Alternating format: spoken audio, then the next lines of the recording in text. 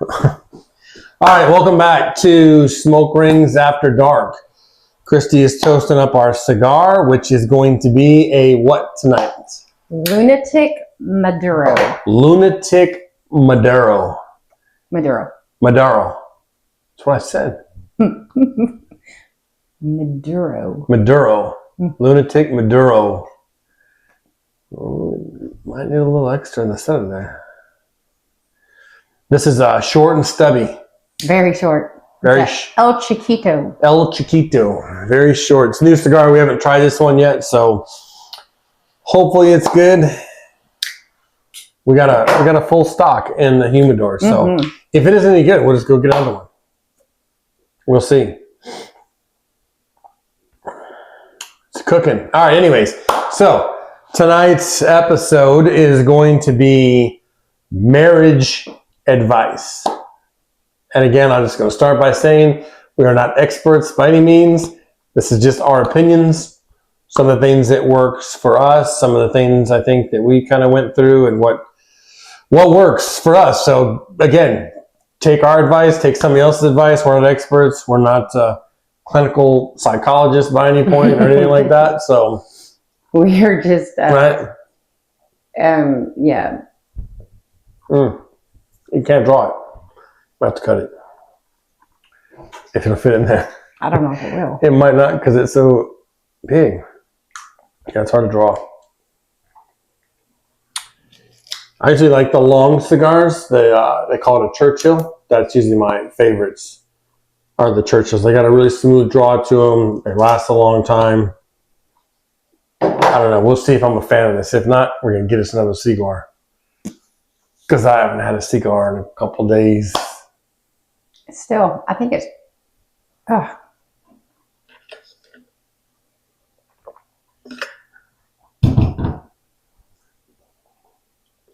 I punched it and everything, so I don't know. Yeah. It may just be really tight wrapped. Something. You just can't hardly get a draw on it. And this one's breaking a little bit. I don't know. We're going to just get us another cigar. Well, while Christy goes and gets the other cigar, because that one is not cooking properly tonight, we will go over a few topics that I researched today. So a couple things we're going to talk about while she's on the humidor real quick. So we're going to kind of go over the 4 stages.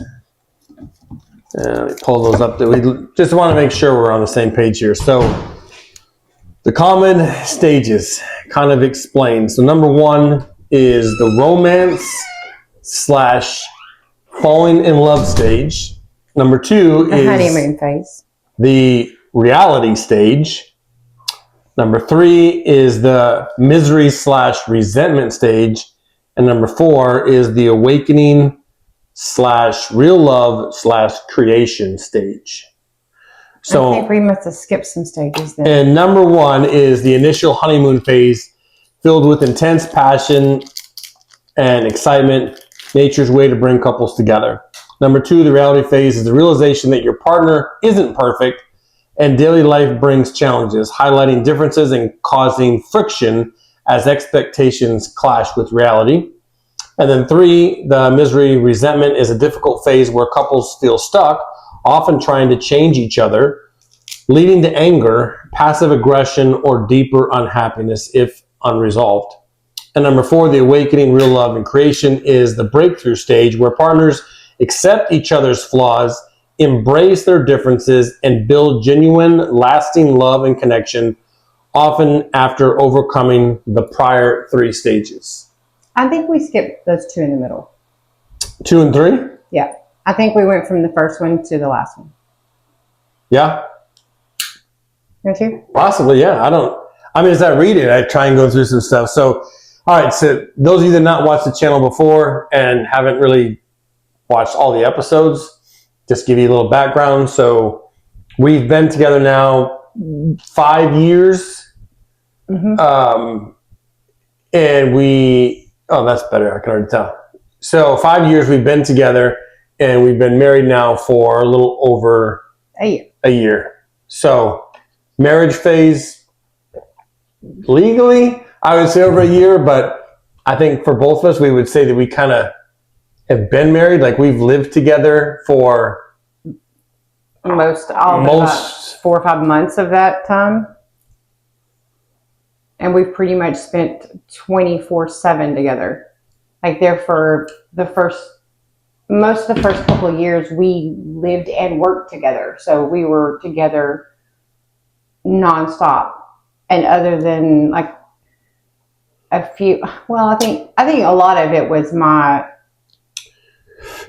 sugar issues. We didn't really understand it yet. We didn't know what was going on. And when it would get high, I'd get like extremely agitated and irritable and didn't understand. And that was the only time we had any kind of clashes at all. You have to take me back because I didn't hear what you said. On the food truck and stuff, when my sugar would get high, it would get really hot or whatever, and my sugar would spike or whatever, I would just be like, it's just, you can't really control it. But yeah. So I'm doing 4 roses tonight. Sorry I didn't talk about that earlier. It's going to be 4 roses this evening in the tumbler. And of course, we always know it's going to be... It's water. Oh, it's water tonight. No coffee. I haven't had coffee in a week. Better? It's better. It's not one of my favorites. This is the Quorum. This is the Quorum. I think we had one of these on one of the episodes. It was a smaller one. I think so. I think the same brand. Yeah, not my favorite. That other thing there that we had, that we started with, I won't be getting that again. Okay. Not a big fan of that. And it's fat, and maybe it's just tightly rolled or something, but it's really hard to get a draw. Super tight because it's super firm. I mean, the Betty's were really good, but that last cigar we had, I think it was 2 episodes ago. It was the Churchill. It was long and it was thin. It had a really good smoke. It was good. That was my favorite so far. I like these big fat cigars. They just, I don't know, something about them. I like them if they're flavored right.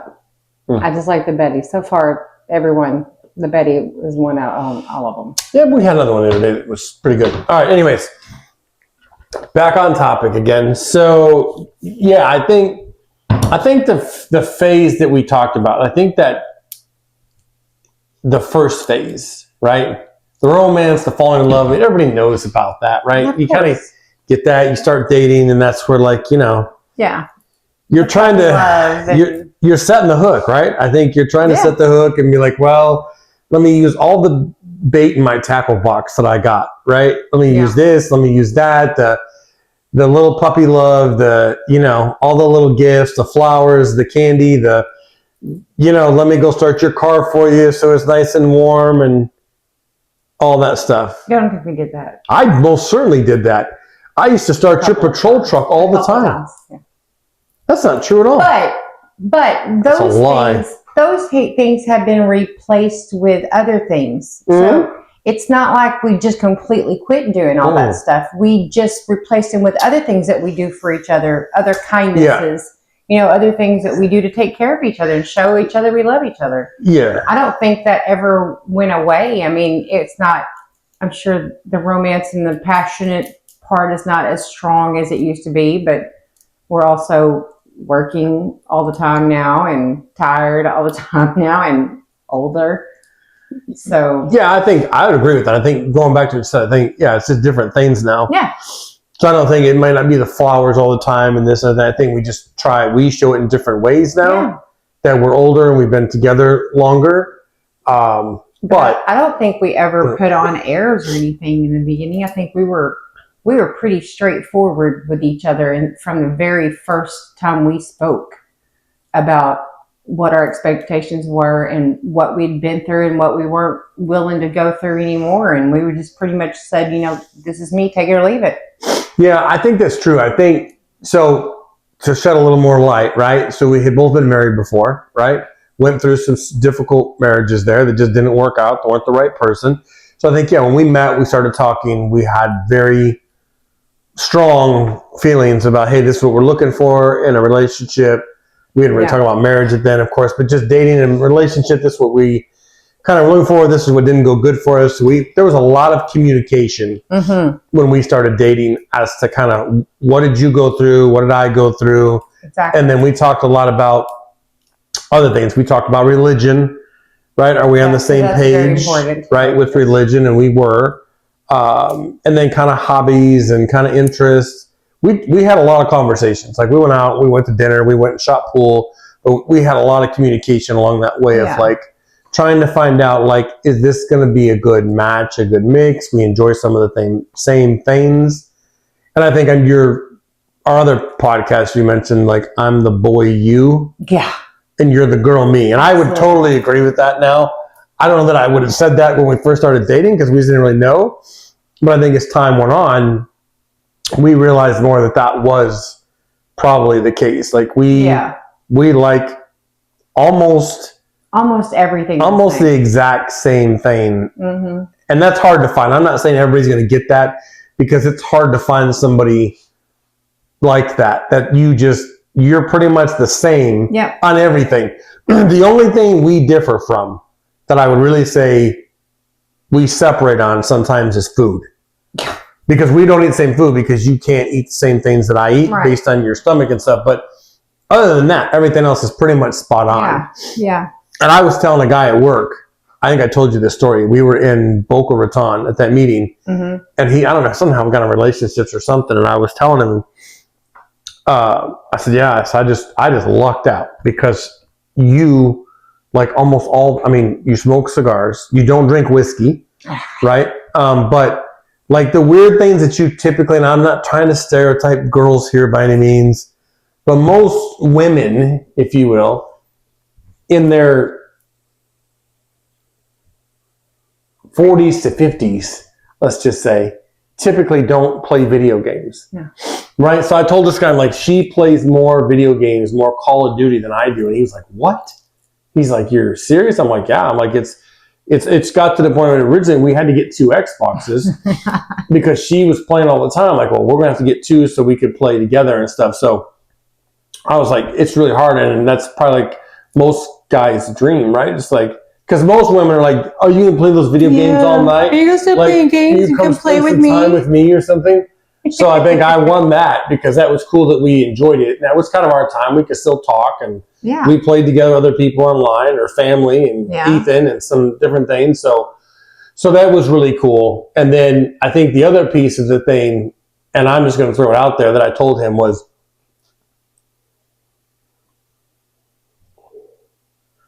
that when Christy shops, and I'll tell you this from the get-go, when we first started dating, because our first date, after we ate, we went shopping, and we went across the street. There was a TJ Maxx, and that's exactly where we went, was TJ Maxx. But even today, I will tell you that she,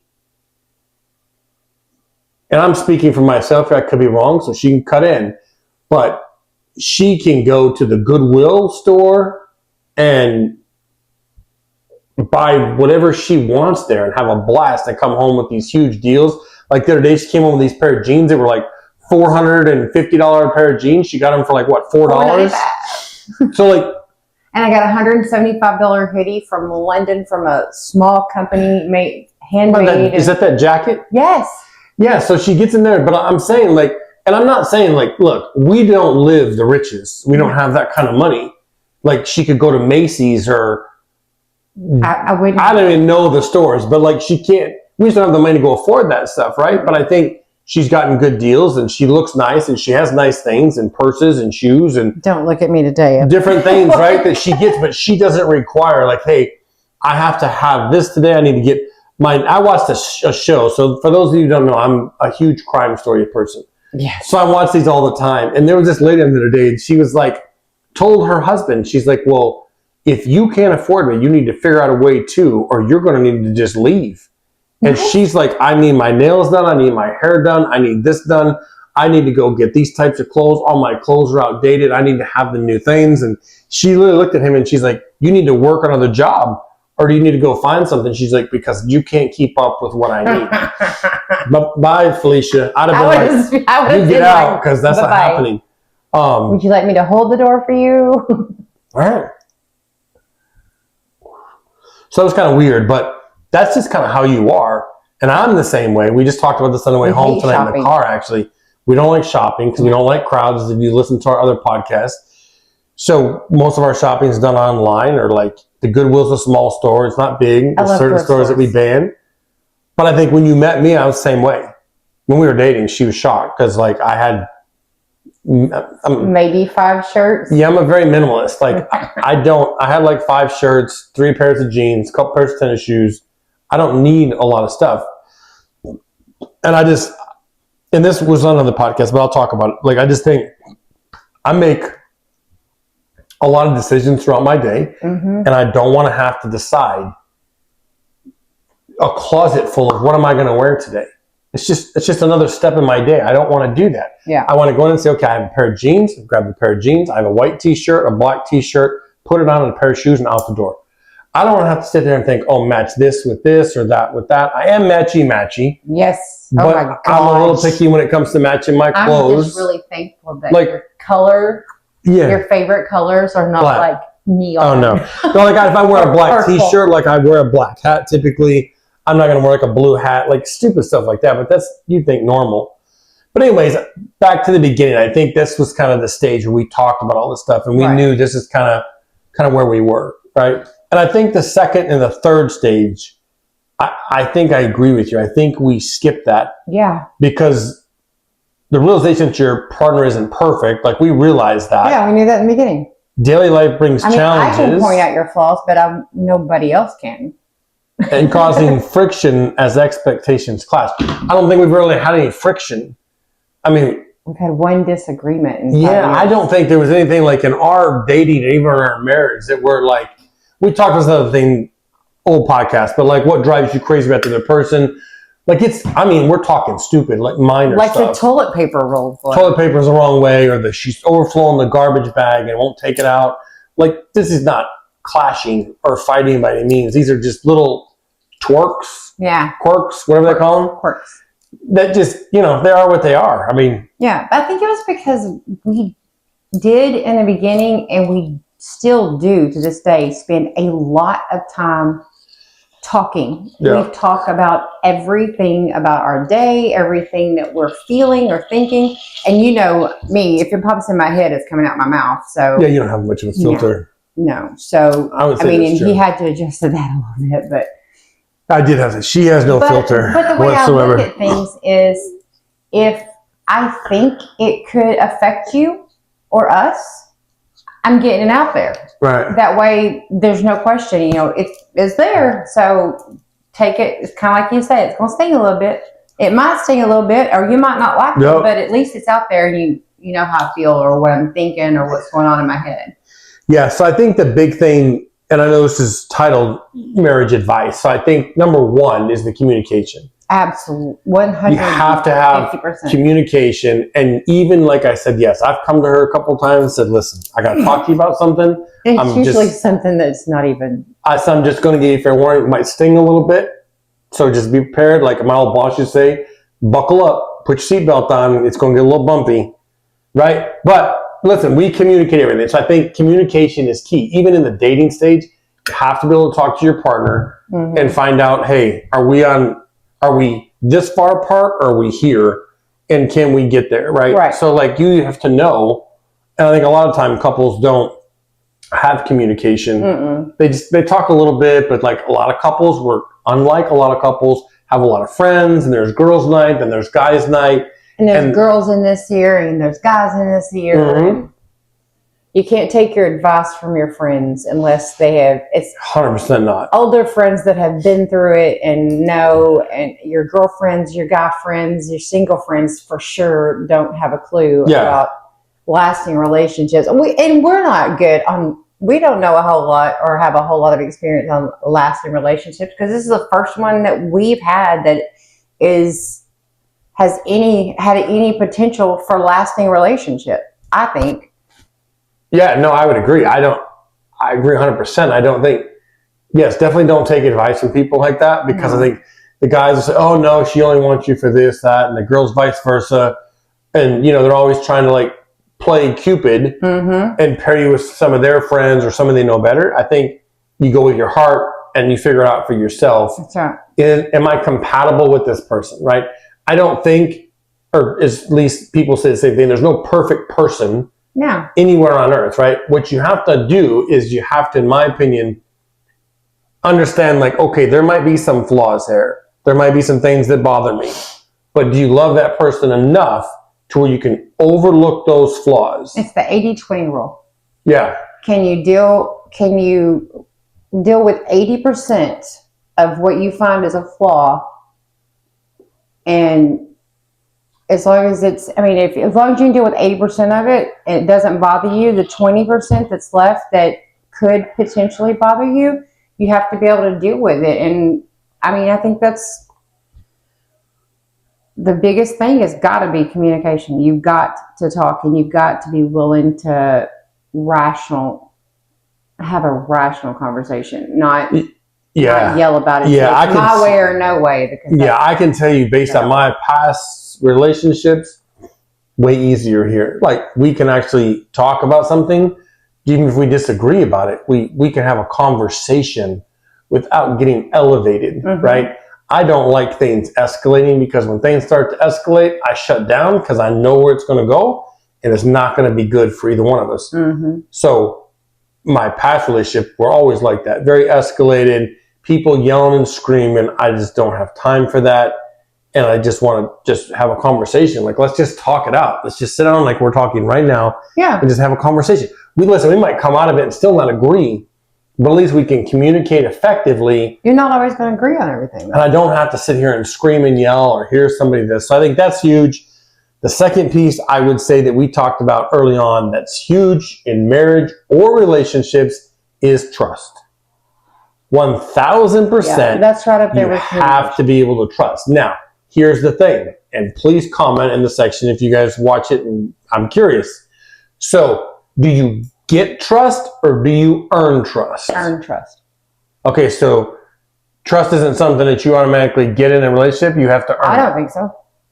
I think you earn it, and once you break it, it's really hard to rebuild it. And you take a little piece of that person away whenever you do. Right. Especially if they've been, if they've been cheated on before or lied to, or their trust has been broken. I think it's really, I don't know what the dogs are doing there. I think it's really hard to not go back and go, well, there we go again. Yeah. It's just, well, I think that, but see, I'm a little different, because I think, like, the trust, I give you the trust until you break it, right? Like, I'm going to trust you until you give me a reason not to trust you. right. Pretty much like that. And then we don't have some issues. But I've been in some relations that are super weird, because what happens, and this is male and female, so just one way. So you were in a bad relationship, let's say, right? And then you get a new person in your life, but yet you hold that new person responsible for your past. So to give you an example, right? So I dated this girl this one time, and I remember coming home from work, and I had my cell phone, and I just got home. I got home, I went in the living room, I sat down on the couch, she was sitting there, I walked in, I took my cell phone, and I just laid it on the table. Didn't think twice about it, I just laid it down. And the very first thing she asked me, she says, "Why is your phone upside down?" I'm like, "What?" She said, "Why do you have your phone turned over?" I'm like, "Well, I don't know. I just set it down. Why? What's the big deal?" And she's like, "Well, because you look like you're hiding something." I'm like, "Hiding like what?" Like, so I guess supposedly, of course, you can't see the screen because it's turned over. But someone said that if you turn it over, it won't go off. Like, it won't ring or something. It goes into like a silent phase. I'm like, so of course I immediately turned it over. I'm like, well, no, I just set it down. But so what happened was, in her past relationship, the guy she was with was cheating on her and texting and talking to other people. So what he would do is he would come home and he would turn his phone over all the time. So she's carrying that into the new relationship. And that's hard not to. Yeah, it's tough, but you can't do that, because so many times you're like, well, don't hold me responsible for someone else's mistakes. But that's also like saying, don't bring anxiety from your childhood or something, or from, trauma from the past into a new relationship. You're going to. It's baggage. Everybody brings some form of baggage with them into a relationship, especially if it's like us, older, married. We've been married before. We're older, a lot older. So, I mean, you think about, compare it to, say, 18-year-old kids in a relationship for the first time. Oh, yeah. They're getting married. Everything is great. They don't have anything to compare that to. They don't have anything to drag into it, you know? I agree with that. I think it's a little different, but I think the trust thing's huge because we talked about that a long time ago, and we both, I think even in our early dating phases, we're very open and said, look, here's the code to my phone. Mm-hmm. You go through it anytime you want to. I ain't got nothing to hide. You can have at it.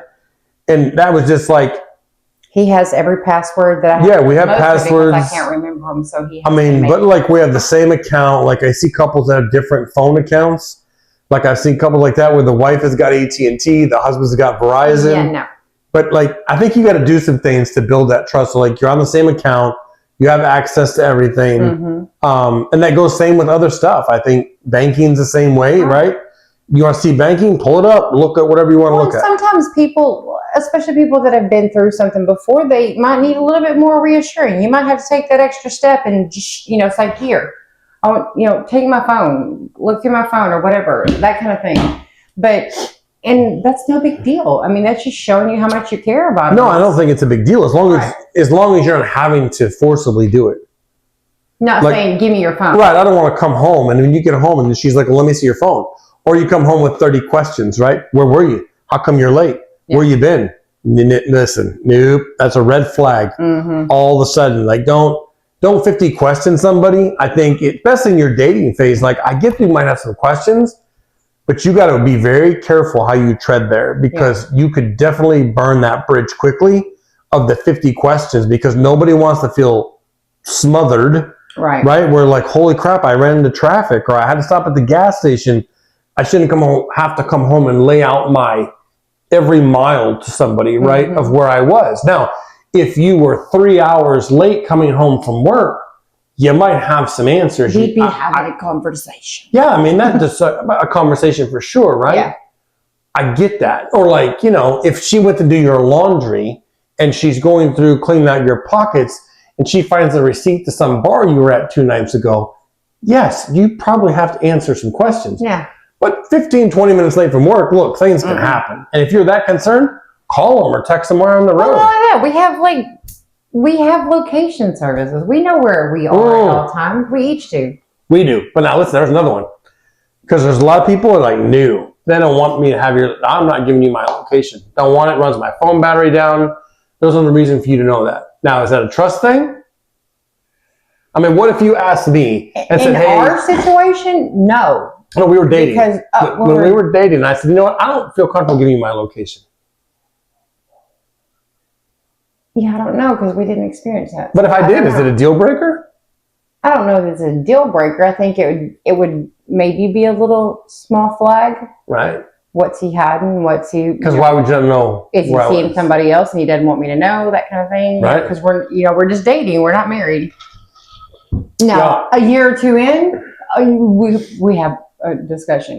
Yeah, I think by the time you're married, especially the first few months, you're free. You're a free man. So until you're past that committed stage, right? Like I'm in this. You have the conversation saying, "Hey, we're committed. We're exclusive. Mm-hmm. We're not dating anybody else." Da da da da. I think then. And then all of a sudden, he's like, "Well, I don't want you to know where I'm at." Yeah, and I don't know. Now, listen, every couple does things differently. And we've talked before about this. There's no right or wrong. They're different. I know couples that are very successful in their marriage and they sleep in separate rooms. That just works for them. We know couples, right? Let's just say that one goes out of town and they go on vacation. Now, maybe it's vacation or they're gone for a couple weeks. I think they're still successful. I think some couples need that time apart in order to and you don't thrive, I guess is what I'm saying. You don't always know what goes on behind the scenes either.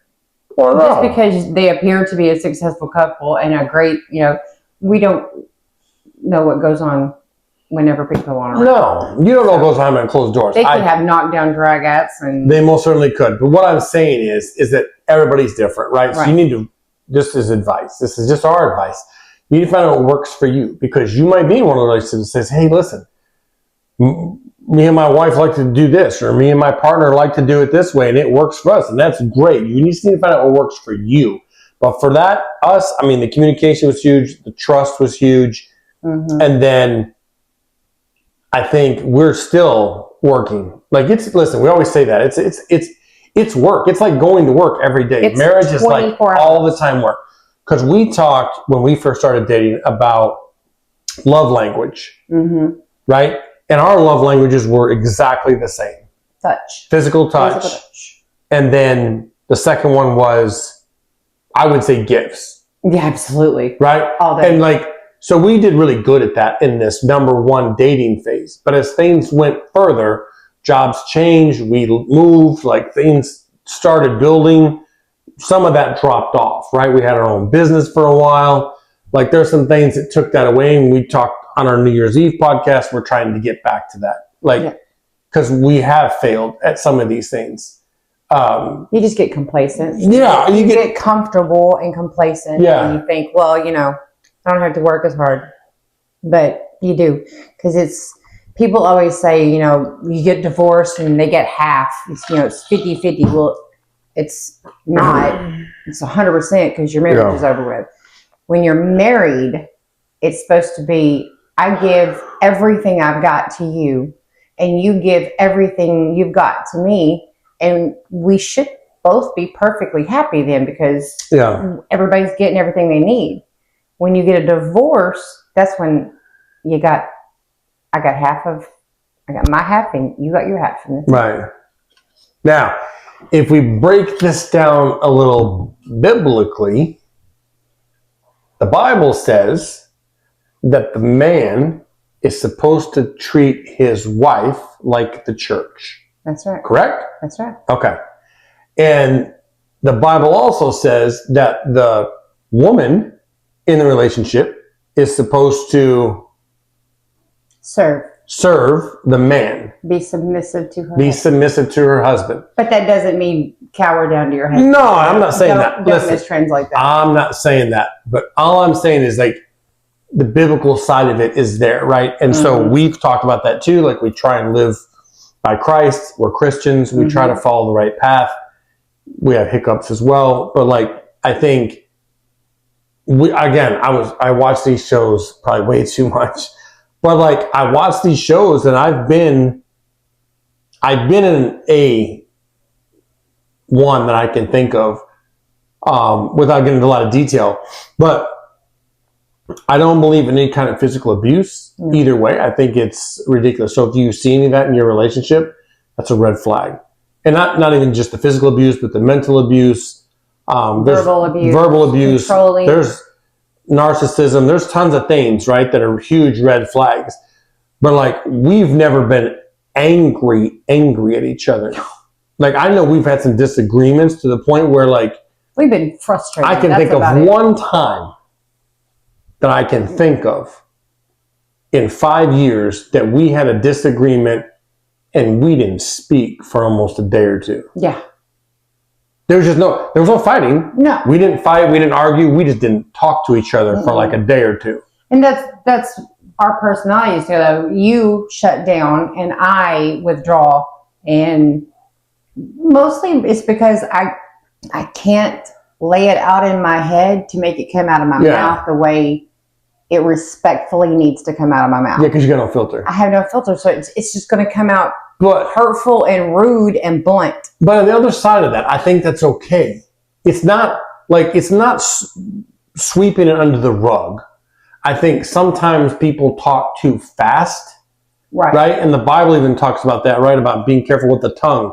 Like, you say things in the heat of the moment. Yeah, so sometimes it's okay to take those 24 hours and just say, listen, I'm not saying anything because I want to think about my thoughts before I respond. Yeah. I'm not being mean. I'm just trying to make sure, like, I don't escalate the situation. So I think it's okay to take that time. And if you're not speaking and you're upset with the subject or each other, that's okay. Not for a long period of time, I would say, but enough to gather your thoughts in. Right? Yeah. So let's calm down so that you don't pop off angry and say something that you can't undo. You can't take it back. Take it back. Once it comes out. And I promise I've been in abusive relationships, and I can tell you the verbal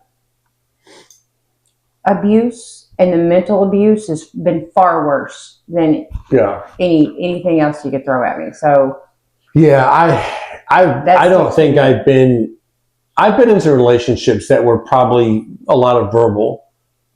And I was, as a males that watch this show, it's tough, right?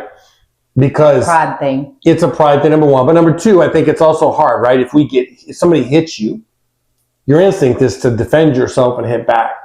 Now, I believe you shouldn't be hitting a woman, right? But I also believe 1000% defend yourself. Like, don't let some woman beat you up and throw things at you. Like, there's got to be a limit. Mm-hmm. But then I think that's where we go to like other things. Couples like to try and take things into their own hands, and that's when it escalates and gets really bad. I think if you're in those situations, you need to call the police and let the police handle those situations. God, yeah. Don't start, because it can get way out of stupid control, right? If it's getting that point where it's physical and people are throwing things in the house, you can call the police and leave. You need to step away from the situation and call the police. Yeah, because it's just going to get ugly and worse. But I think we've all been in those, but I think it's really about communication, the trust, and then I guess here's the other thing I want to talk about. This is huge. We just had this about 2 days ago. Is perception. So perception, I think, is huge in relationships or marriage because, all right, so somebody could say something, right?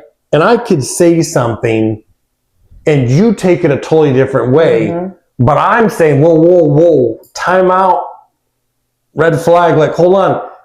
I didn't mean it that way.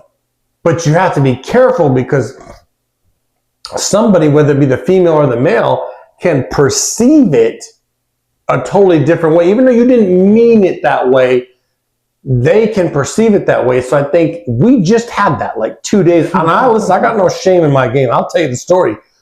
I came home from work, and on my way home, I had sent her a text. No, go back. Okay. Go back. All right, go ahead. Go back to, no, I don't want anything to eat tonight. Was that early in the day? Oh, yeah. Early in the day. I don't want to eat anything. My stomach's messed up. Yeah. I don't want to eat anything. Okay. Then it was... No. Then it was a couple more hours. It was, no, hey, can you heat up that, the hamburger meat that I'd made up for him? Sure. On it. So I knew about how long it takes him to get home. I don't think I said that. Yes, you did. So I started getting that ready. And in the middle of that, on his way home, we go to... Okay, I'll have to go back and look at my text. I don't think I said about the hamburger meat, but on my way home, I was probably 10 to 15 minutes from the house. I sent her a message. She was off that day. I sent her a message, and I said, hey, is there any way you can make macaroni and cheese? Like, do we have stuff at the house to make that? And she replied something along the lines of like, I don't know if we have it, but I can make it work. And if you know her, she can cook anything and make anything work. Mm-hmm. So I said, yes, that'd be great. I'd like to have that this evening for dinner. And that was it. Wait, pause. Does anybody know how long it takes to make macaroni and cheese from scratch? It's not a 5 or 10 minute thing. Okay. He was 10 minutes away. Okay. It's a 20-minute thing because you make a roux, you make the cheese sauce, you make the pasta, blah, blah, blah, you mix it all together. Okay, in my defense, so there we are. Again, this is not an argument.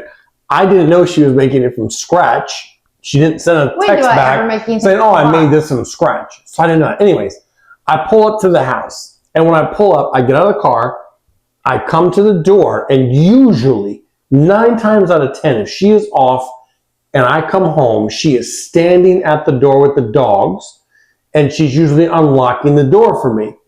So when I walk up to the door, I don't see her or the dogs. Of course, the dogs start barking, they hear me. So I pull my keys out, I unlock the door. I'm like, well, that's kind of strange.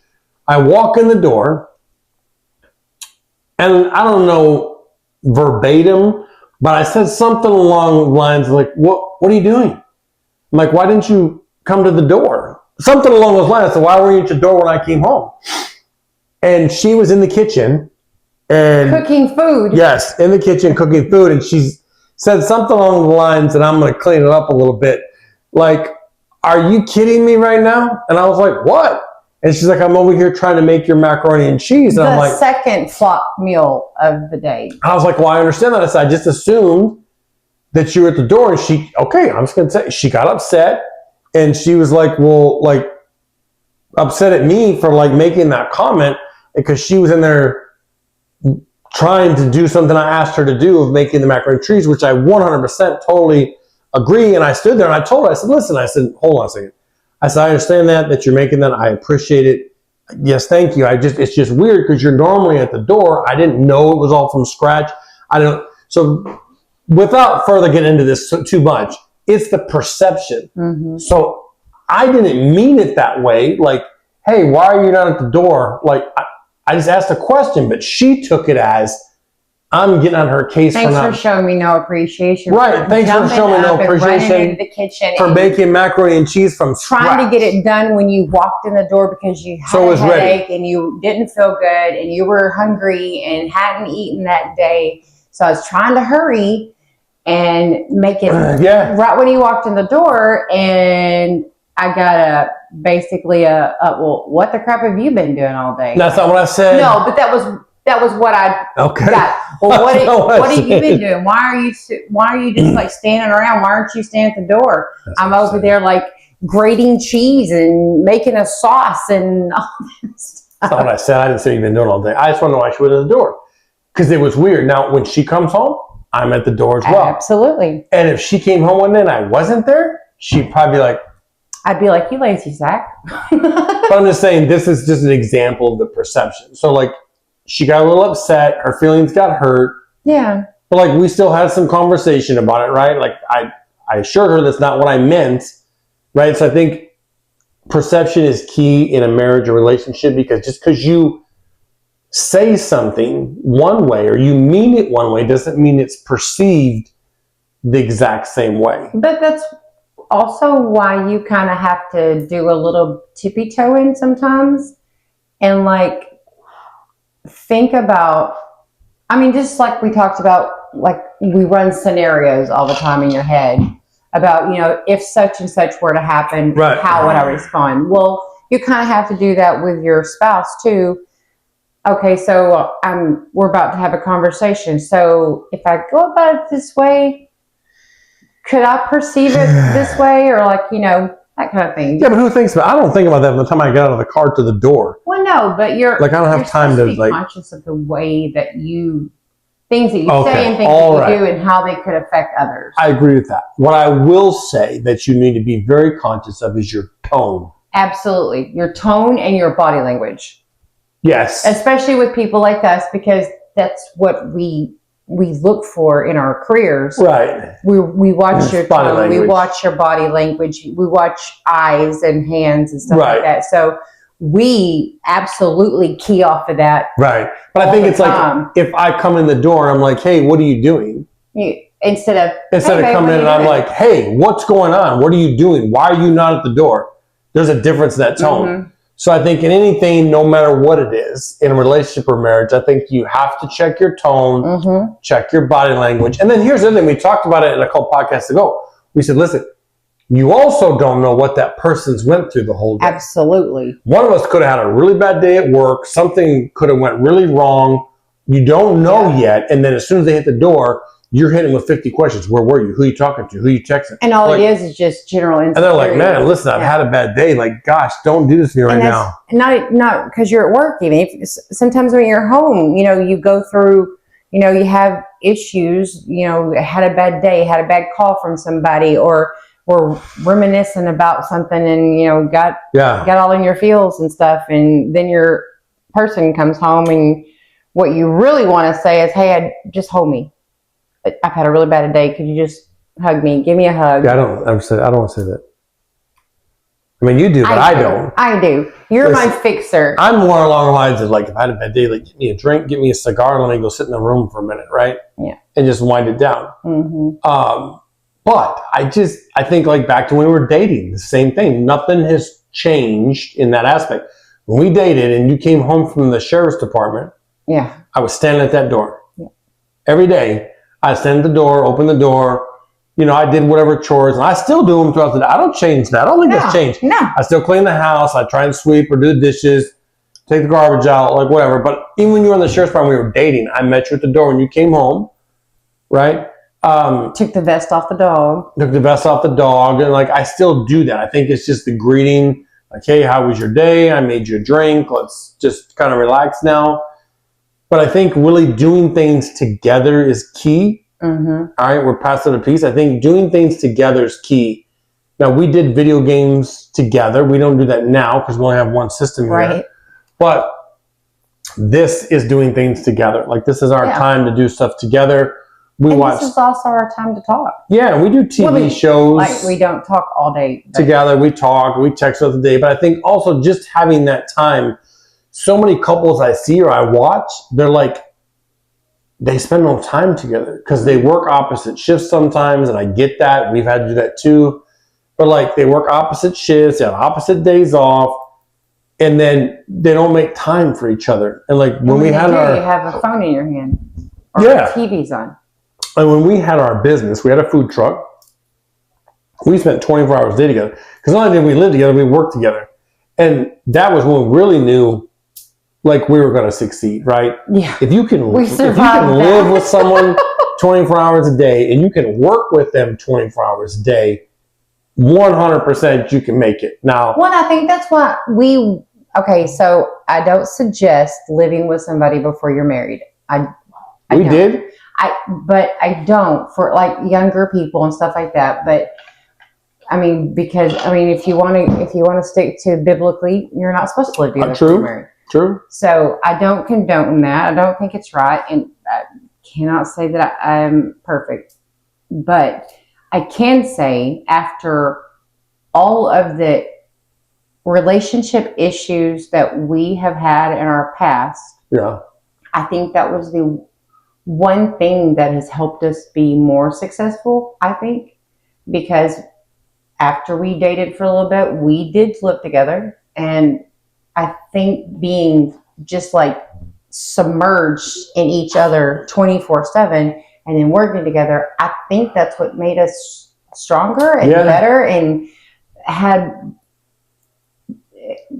ways to cope with, what we had in our past. Yeah. Now, I will say a couple of things here. So I will also bring up another key word to this advice. The other one I'll bring up is patience. And I think like when you, especially us, like when you live together and you work together, you definitely better have some patience because, there are some times that it could get a little sticky. Like, how come you're not doing this? How come you're not doing that? Like, speed it up. Like, we move at a couple different paces sometimes, but I think you have to have patience in any relationship or any marriage. You've got to be patient with the other person because I like to move hypothetically 100 to nothing, right? And she doesn't.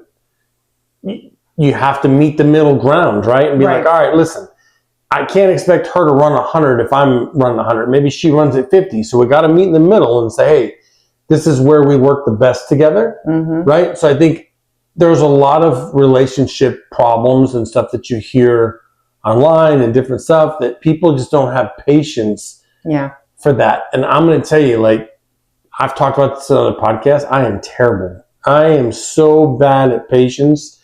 I'm getting better, and I've asked God to help me. But like, I have really hard time with patience. Like, I'm more of like, I want it right now. I don't have time to wait. I want it right now. But I have learned patience, not only with like 5 years with me, other stuff, and with you, I have too. Because like, there's a lot of things like I think about in my past relationships, and here's what I've learned. Here's what I've learned. So many years ago, my dad was alive. He asked my mom this question, and I know she's going to watch this, and she's probably going to leave a comment. But he asked her one day. He said, "Who's the most important person in your life?" And Mom 100% looked at him and said, "You are." And Dad looked at her and said, "You're wrong." And she was like, "What?" And he said, "The most important person in your life is you. Because if you're not happy, how do you make anybody else happy?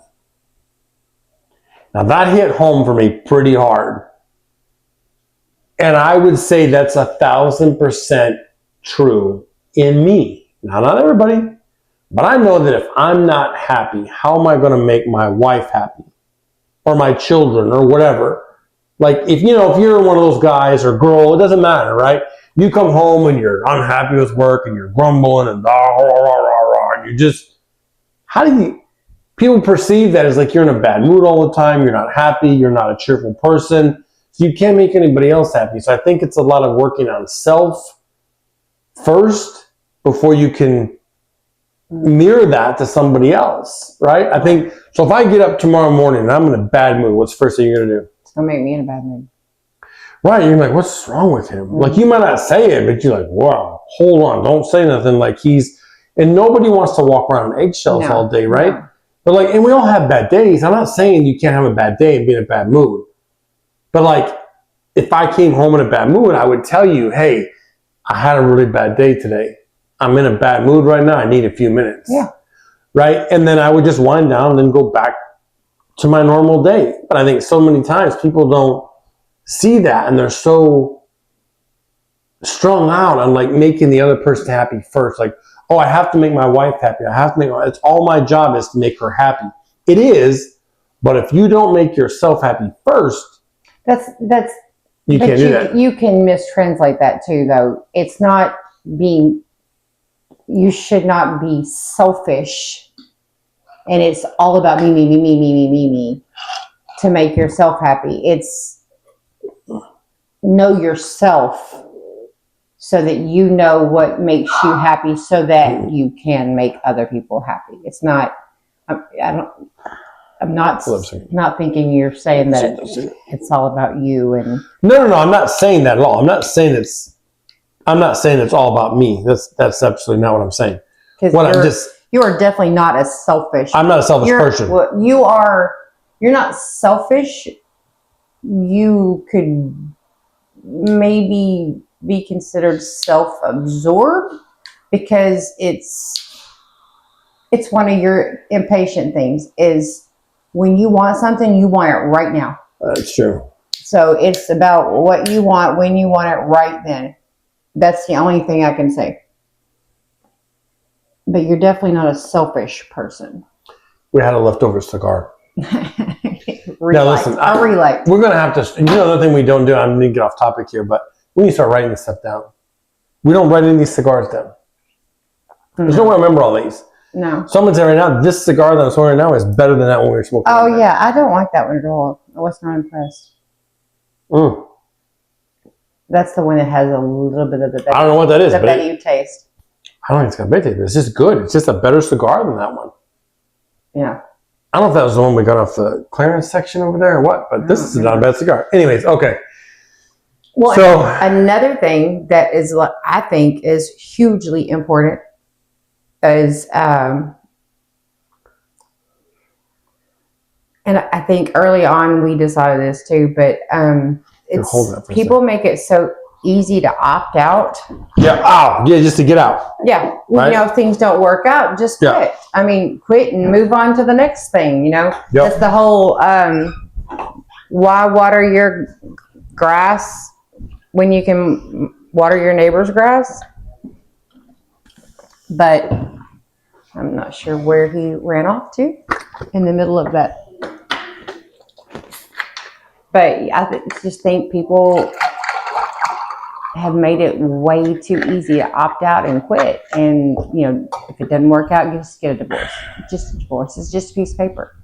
But as long as you treat it like a piece of paper and not like a commitment and not like a covenant and not like a marriage like it's supposed to be. I mean, if you want to get technical, you're not supposed to get a divorce.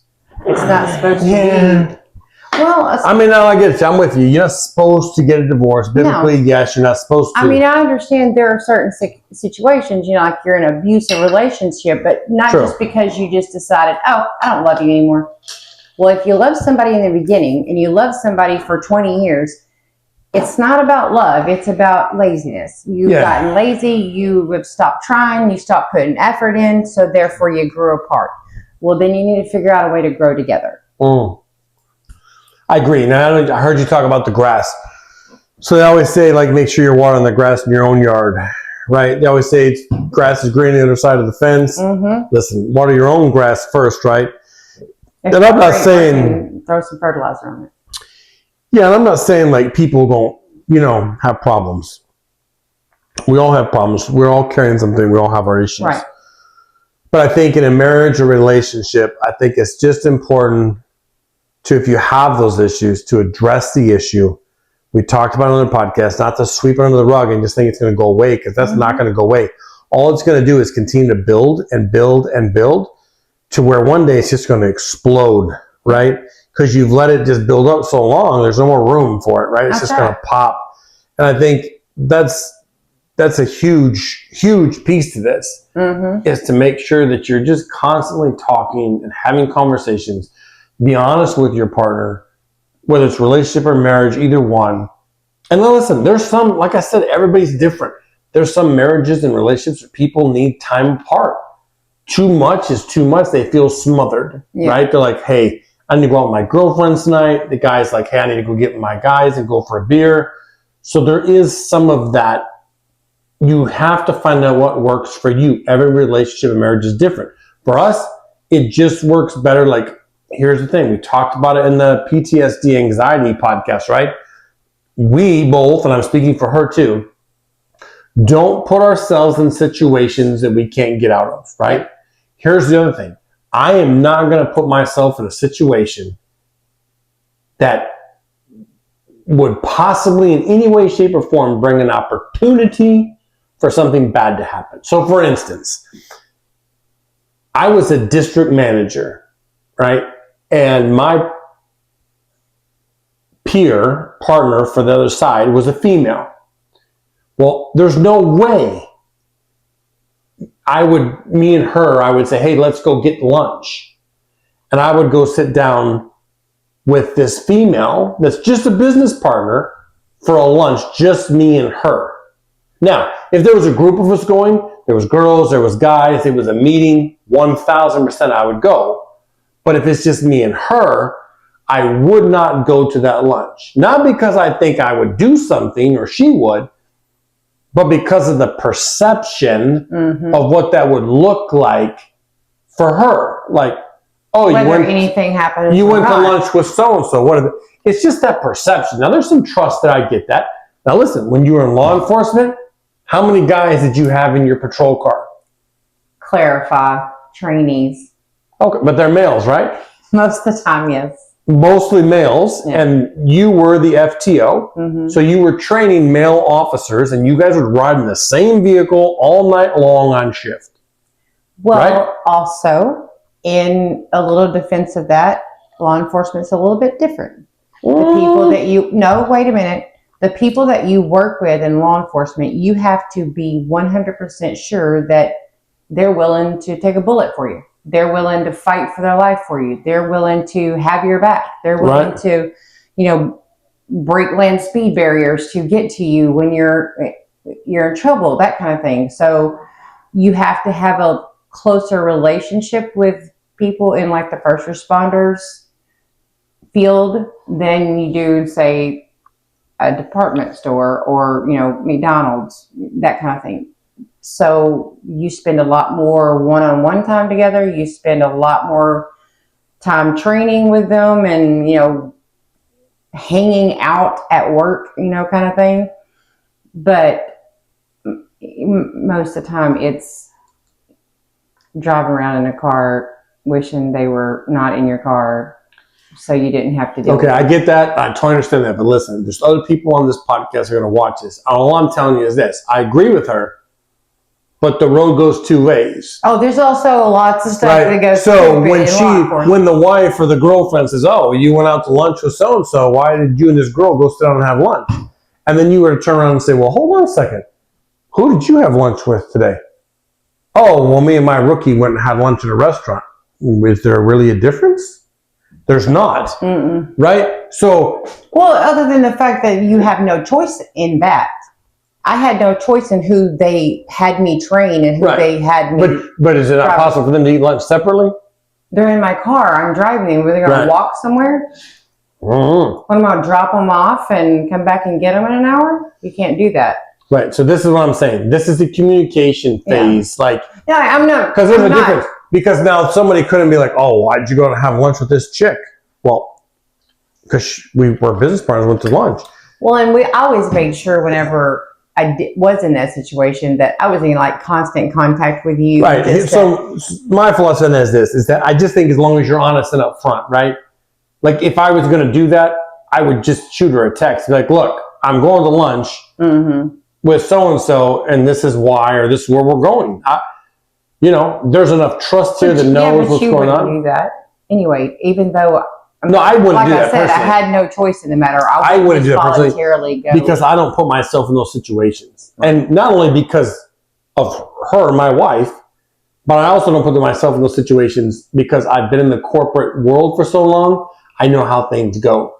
And it's a he said, she said. That's right. So I want witnesses around at all points and times so somebody can't say, oh, well, he took me to lunch and this happened. No, I'm very smart. I've been in corporate work now, 20 some years. So I know how it goes. So I just don't put myself in those situations. And I think that's why, well, I shouldn't say that's why. We just originally don't have opposite sex friends right now. I mean, I don't have girl friends that are just my friends that I talk to or hang out with. And you don't have guy friends that you hang out with and talk. And I'm not saying it doesn't work. I know there's plenty of couples that do. If we do talk to people like that, we tell each other. Yeah, or it's in front of each other. It's not like, I have to go outside and take this phone call. Oh, God, no. Because that looks a little suspicious. Like, why wouldn't you talk to them in front of me, right? So you just have to be curious or careful, I should say, what you're doing. Just be mindful and respectful. And it's really about the perception. Think about how you would feel if you were Exactly. in their shoes. It's the perception. What is the other person going to think?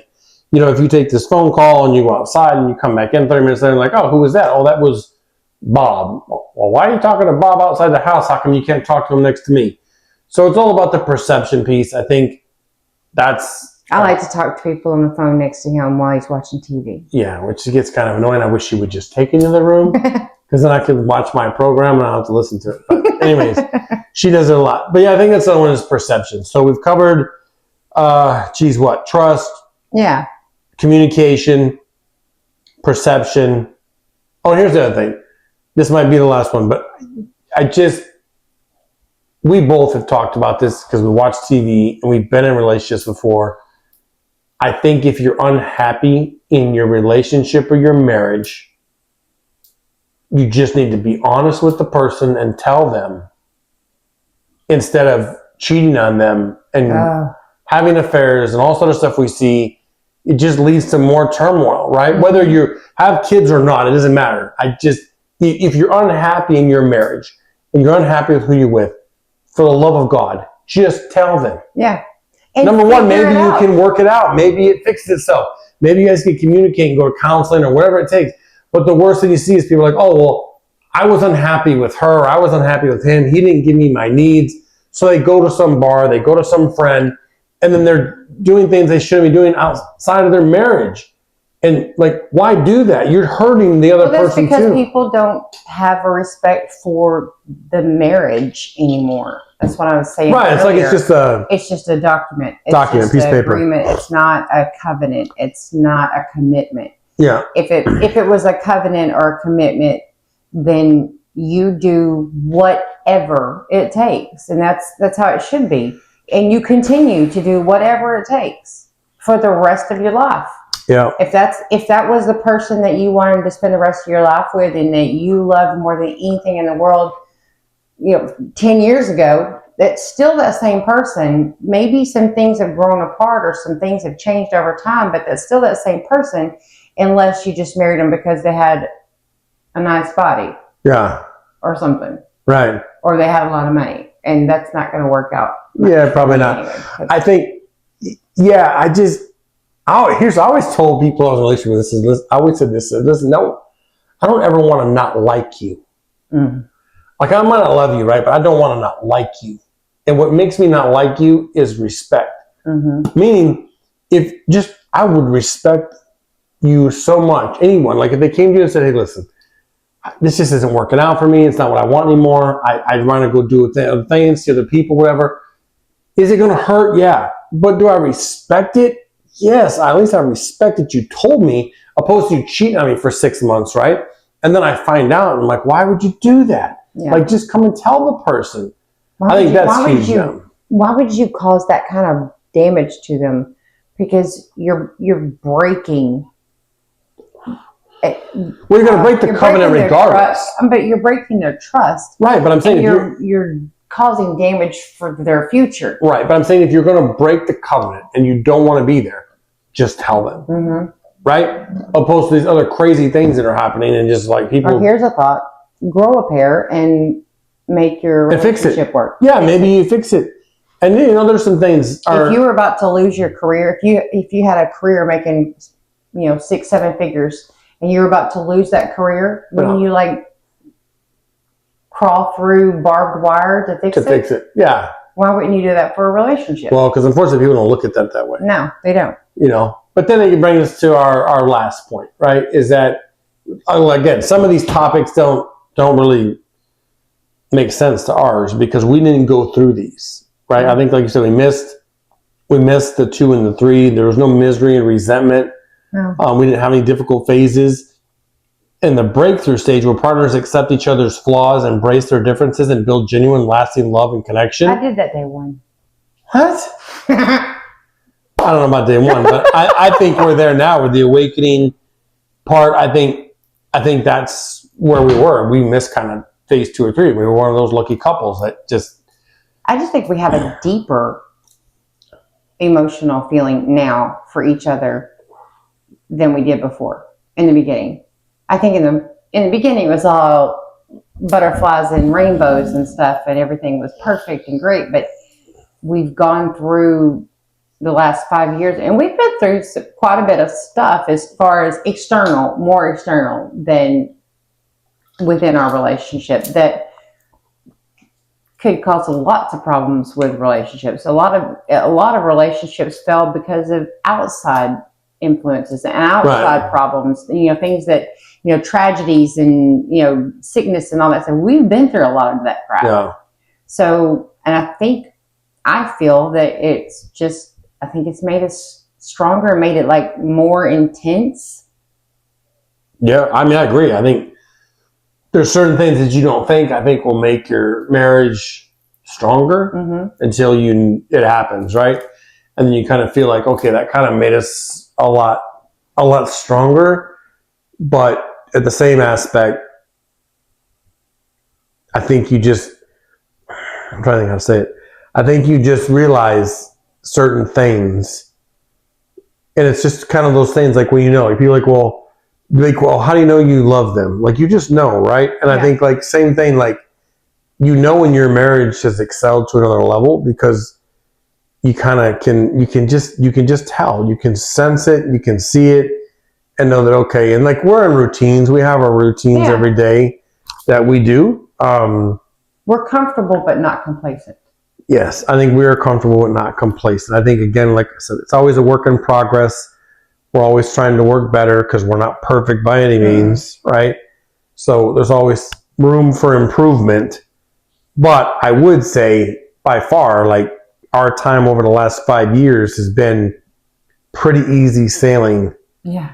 As far as it goes as getting along, or no fights, or no arguments, or anything like that. Like we've been lucky, but I think a lot of that has to do with the topics we talked about: the communication, the trust, having conversations, being open, the perception piece, and being very careful of how you say things, and like just getting to learn each other and know person's reactions, what they require, how are they going to react if I do A, B, or C. It's just being considerate. And I think that's one thing for sure is that we both have in spades is consideration for each other. I know that there's not a few minutes that go through the day that I don't think, well, what could I do for him, or what would make him happy, or what would make him feel good, or hey, when I get home, I'm going to do this, or when he comes home, I'm going to have this done, that kind of thing. And, what would he like to eat, or, that kind of stuff to just make your day a little bit better. And I think you do the same thing. You're always just out of the blue. Hey, I got you something. I know you were talking about this the other day, and I thought this might help you out, or this might, it's just like. Yeah, which I think is the last point, right? Is listening. We didn't talk about that. Yeah. Listening is don't huge. listen to respond. Listen to hear. Yeah, because there's a lot of things, like I'm just a good listener. And like to that point, like she'll say things About and some then things. whatever. And then I'll listen and I know, I'm like, well, all right, well, she mentioned this last week, so I'll get this. And then for it her or shows something. up. And it's something small, like it's not fancy. Like she mentioned like a Michael Kors purse or something crazy. Like it's something inexpensive, right? And like, hey, it's the effort. Right, Mm-hmm. I think, and it's the meaning. I think it's the meaning to someone that says, "Hey, that person really listened." Yeah. Because I didn't have to ask for it; they heard me, they listened, and they got this because they know I wanted it or something. So I don't think I've ever had to ask for anything. No, I don't think so. Like I'm trying to be a good listener, but I think it's also like listening to other things. Because listen, I'll be honest with you. There's some things that like. Your spouse or your significant other wants to talk about, and you probably don't want to hear it. But that's kind of your job, right? You're the listener, so you kind of have to be like, I don't really want to listen to this anymore. But for them, it's important, right? For you, it might not be important, but I think for you to be an active listener is important, even though the subject might not ring to you, and you're like, I'm not excited about this. It's the partner piece, right? It's not the subject that's important. It's that you're listening to them. You might not care about the subject because I care less about what you're talking about. Well, and most guys want, like, if I came home and said, you know what this idiot did at work today? I just can't believe this. Most guys want to try to come up with a solution for the problem, and most women just want their person, right, to listen. Which, he's my person. We just want someone to. I remember that cigar now. Is that what makes you call? Yeah. Really? I don't know what it is about that one. We're going to remember this one because I like this cigar. I can't read that. But anyway, they just want someone to listen and hear them and get it out of their system. What does it say? Did you take it off? Okay. We're going to take a picture of that one. I like these cigars. They're really good. It's got a good draw on it. I don't know why you're coughing from it. It chokes me. Well, there's a lot of smoke in here right now, too. We've had 2 cigars pretty much. Oh, yeah. Well, 1.5 because the other one didn't really work out. But this is a good one. Well, we got a whole humidor full of them still. Yes. So I kind of want to maybe on Sunday night, maybe we'll do a Betty. Because we like the Betty's really good. So maybe we'll do a Betty on Sunday night. But all right, so we'll wrap this up. I know it's been probably a long video. We've talked a lot. But I think it's just important. Listen, this is just what works for us. I know a lot of couples will watch this. People watch it and say, yeah, it makes sense. You might do things differently. At the end of the day, it's whatever works best for you, right? Everybody's going to work differently, and things are going to be different for every relationship and marriage.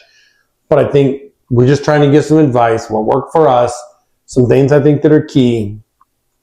I think we touched on a ton of those subjects tonight. Yeah. That are huge if you're looking for advice. If you have extras, put them in the comments. Yeah, definitely. I like comments. I like to read comments and see what people say, whether good or bad. I always respond to the comments and like to see what everybody's got to say. So it's a learning. It's a learning experience. Yes, constant learning. It's a job. Learning. It's a constant job all the time. So yeah, absolutely. Past that, I can't think of anything else we got to add tonight. Don't forget to sign up for our Patreon account. It will be linked in the description. Also, buy me a coffee. Is linked in the description as well. So you guys can click on that link and support the channel. We use those funds for cigars or bourbon or coffee.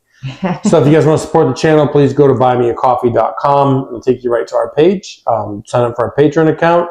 Also, I've started to link our social media. So our Facebook account is in there. So if you guys want to follow us on Facebook under Smoke Rings After Dark, you can do that as well. And I'm pretty sure we'll do our next podcast on Sunday. And I don't know yet exactly what it's going to be. We come up with these kind of on the whim.